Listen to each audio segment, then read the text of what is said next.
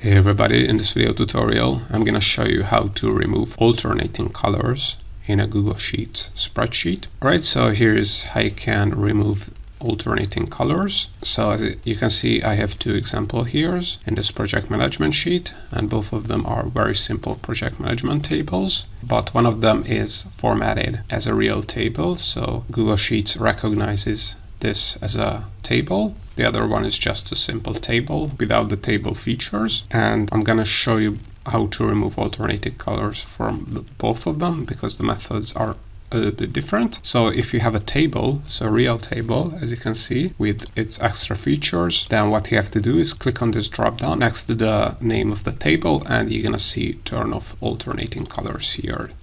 So you can see alternating colors have been removed. The second option is that this is just a regular Google Sheets dataset. So in this case, what you have to do is select the table where you have the alternating colors, and if you click on format in the menu bar, you're gonna see alternating colors, which will open up option to change the alternating colors. But as you can see, you can also remove the alternating colors, and the alternating colors formatting has been removed. So all in all, this is how to turn off alternating colors in a Google Sheets spreadsheet.